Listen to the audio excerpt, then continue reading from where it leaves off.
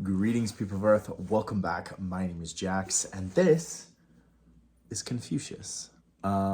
Today we are talking about chapter 18, commonly referred to as neglecting the Tao. And the reason I've brought Confucius along for the ride is that this chapter happens to deal with some Confucian ideas and practices. So we're going to have to go over a little bit of Confucius's teachings because he was a contemporary of Lao Tzu, if Lao Tzu even existed. Like I've said before, it's kind of if you want to believe in Lao Tzu, you can. You don't have to. He might not have really existed. He might not have been one person. He might have existed, but did he write the whole Tao Te Ching? We don't know. We just don't know. However, Confucius speaks very highly of Lao Tzu's teachings and of Taoism in general. Neglecting the Tao has some crossover with Confucianism in that it deals with like family dynamics and relationships. It deals with some of the big things like piety and familial piety, things like that.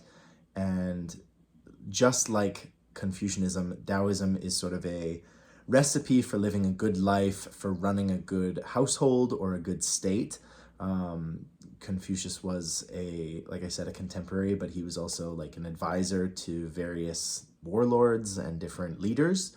And it's even thought that Lao Tzu was in that similar kind of vein. So I'm going to go over this translation. I'm going to also talk about other translations because I think in all honesty, in complete respect to James Trapp, I like his translation of most of the verses in here, but I think this one is a little bit lacking of context, and I don't think the translation really connects enough to Confucianism in the way that it kind of should. So I'm going to read it, and then we'll go over it. Neglecting the Tao. If the Tao is neglected, we can turn to benevolence and righteousness. If human wit comes to the fore, it brings with it deceit and hypocrisy. If the 6 relationships fall out of harmony, we can turn to filial piety and charity. If the state falls into disorder, loyal ministers will come to the fore. So it's a super short one. There's this little picture of, it says the keepers of the world and the various deities. It's a Taoist painting. So, first of all, 2 of the Confucian virtues of filial piety are mentioned. And so like you kind of get this connection right away. But essentially what this verse tries to talk about is what happens when you neglect the Tao. What happens when you stop going with the flow, and what happens to the family, what happens to the state when you stop living in accordance with the teachings of the Tao, when you stop being flexible and bending instead of breaking. What happens when things go wrong? And they're inevitably going to go wrong. So initially you might think, well, it says if the Tao is neglected, we can turn to benevolence and righteousness. So you think, oh, well, that's good. If we neglect the Tao, then at least we're being benevolent and righteous, right? But it's not really saying that. What it's trying to do, benevolence and righteousness are 2 of the like Confucian virtues. They're 2 of those things that are quite good. But then it says, if human wit comes to the fore, it brings with it deceit and hypocrisy. So neglecting the Tao essentially leads to this downward spiral where you're sort of relying on the second best, and then the third best, the fourth best, until you're suddenly not relying on anything good whatsoever. And this is where other translations of the Tao are kind of important, because I don't think this translation just does it for me. I'm sorry to James Trapp, but so then it says, if the 6 relationships fall out of harmony, we can turn to filial piety and charity. The 6 relationships have to deal, again, more Confucianism kind of ideas. It has to deal with kind of the idea of like the family, the relationships between various family members, and how harmony is sort of kept in that way. And you can also extend that to like the state and leadership and relationships of like a father to his son, or a leader of a country to his citizens, and so the idea is like, if those things fall out of harmony, we turn to filial piety and charity. And again, you might be thinking, well, that sounds okay, filial piety and charity. But in other translations, it talks about turning to like brotherly love. It's like, oh, I only love you because I have this relationship, not because you're another human being that's like capable of growth and deserving of love. It's like just an obligation, like a family obligation, which Confucianism is really good at talking about, like filial piety and being like the pious son, respecting ancestors, those kinds of things. And Taoism isn't taking a shot at Confucianism in this verse, but it's just saying that if that's all you're relying on, like when the family breaks down and all you're relying on is like, oh, well, he's my brother, so I love him.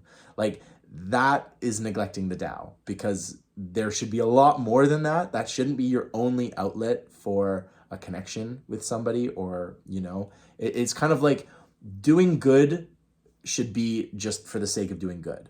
But in this case, you're doing good because of rules, because of like a familial connection, because of something that you should be doing. And then I think the last line sums this up really well, and I'll explain it. If we can turn to filial piety and charity. If the state falls into disorder, loyal ministers will come to the fore. This is often translated as when the state loses like righteousness or virtue, people talk about patriotism. That's often how it's described. And so in Taoism, patriotism is not really a good thing. Just blind loyalty to a country or to anything, just because, I'm a Canadian, so I'm loyal to Canada no matter what.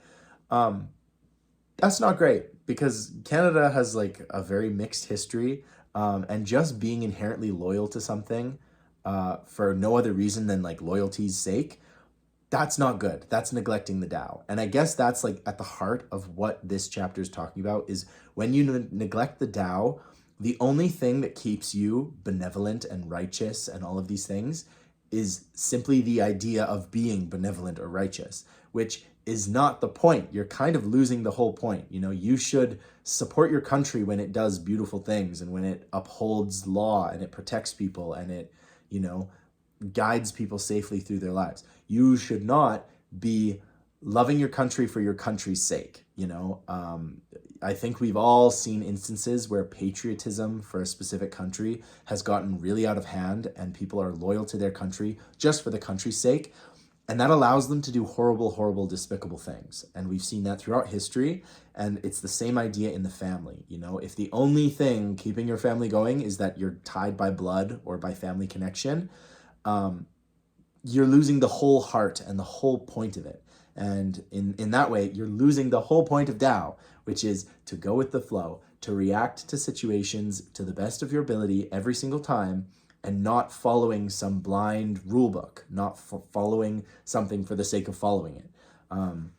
Taoism is pretty clear that, you shouldn't be just venerating things willy-nilly. There should be like a active role in things. Although we talk about non-action and the idea of not doing, the idea of just being benevolent for benevolence sake doesn't mean as much as trying to strive to be a good person. And so that's essentially what this verse is talking about. I highly recommend that you go and listen to other translations of chapter 18, where it talks about patriotism and brotherly love and why these things are fine. It's fine to be patriotic. It's fine to be brotherly love towards your fellow humans, but not for just the sake of doing it, not for just the appearance of it, or doing it because you're fulfilling something that you're supposed to do. It should be something that is innately inside of you that you want to do for a good reason,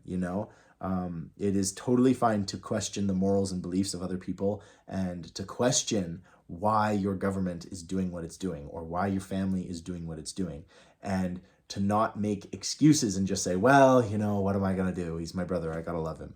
No, that's not the whole point. That is neglecting the Tao. That is not living with the Tao. So that's kind of the idea of this particular chapter. I hope it makes sense. please feel free to leave questions and comments down below. Thank you to Confucius for joining us on this beautiful little diatribe. And as always, I will talk to you guys tomorrow.